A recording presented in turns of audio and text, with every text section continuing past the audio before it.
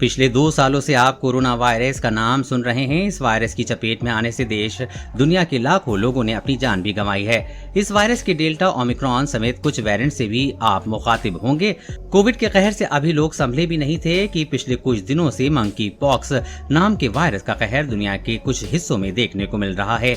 वहीं अचानक इस बीच पिछले 2 दिनों से रूबेला वायरस को लेकर भी चर्चा गर्म हो गई है।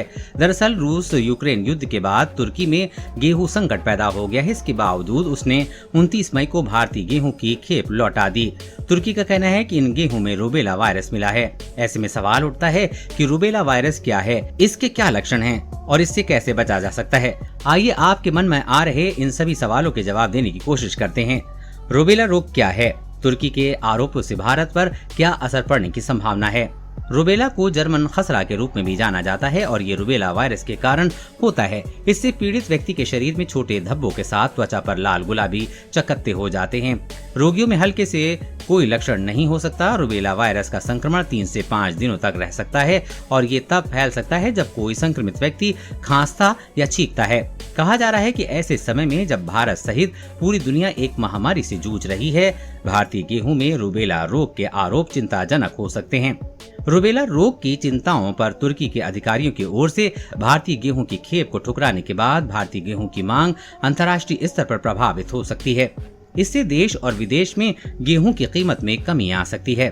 रूबेला रोग के लक्षण ज्यादातर वयस्कों और बच्चों में समान रूप से हल्के होते हैं।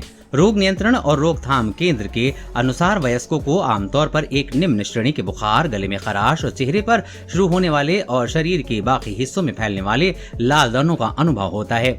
एक लाल दाने आमतौर पर सबसे पहले होते हैं। अन्य लक्षण भी शामिल हैं: सिरदर्द, हल्की गुलाबी आंख के सफेद भाग की लाली या सूजन, सामान्य असुविधा, सूजे हुए और बढ़े हुए लिम्स नोड, खांसी, बहती नाक। अमेरिकी स्वास्थ्य एजेंसी के अनुसार रूबेला से संक्रमित लगभग 25 से 50% लोगों में किसी भी लक्षण का अनुभव नहीं होगा। आपको डॉक्टर से कब संपर्क करना चाहिए? हालांकि रूबेला एक हल्का संक्रमण है और लोग अक्सर हल्के या बिना किसी लक्षण के अनुभव करते हैं। इसके साथ कुछ जटिलताएं पैदा हो सकती हैं। मियो क्लिनिक के अनुसार रूबेला से संक्रमित कुछ महिलाओं को उंगलियों, कलाई और घुटनों में गठिया का अनुभव होता है, जो आमतौर पर लगभग 1 महीने तक रहता है। स्वास्थ्य विभाग का कहना है कि कुछ दुर्लभ मामलों में रूबेला कान में संक्रमण का या मस्तिष्क की सूजन का कारण बन सकता है। इसके अतिरिक्त अगर गर्भवती महिला रूबेला से संक्रमित है तो ये बच्चे को गंभीर रूप से प्रभावित कर सकता है और कुछ मामलों में घातक भी हो सकता है। रूबेला संक्रमण को कैसे रोकें? रूबेला रोग को रोकने के लिए आप रूबेला टीका लगा सकते हैं, जिसे आमतौर पर combined measles mumps rubella vaccine के रूप में जाना जाता है, जिसे MMR टीका भी कहा जाता है। बच्चों को 12 से 15 महीने की उम्र के बीच और फिर 4 से 6 साल की उम्र के बीच शॉट लेने की सलाह दी जाती है। मियो क्लिनिक के अनुसार MMR वैक्सीन लोगों को जीवन भर रूबेला रोग से बचाने में सक्षम है।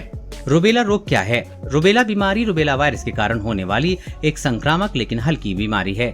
ये तब फैल सकता है जब कोई संक्रमित व्यक्ति खांसता या छींकता है। रूबेला रोग के लक्षण क्या हैं?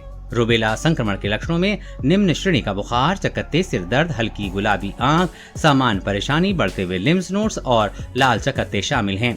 क्या रूबेला रोग के लिए टीके हैं? रूबेला रोग को रूबेला वैक्सीन से रोका जा सकता है। इसे MMR वैक्सीन भी कहा जाता है। कोरोना वायरस और कोरोना वैक्सीन से जुड़ी हर अपडेट पाने के लिए चैनल को सब्सक्राइब करें।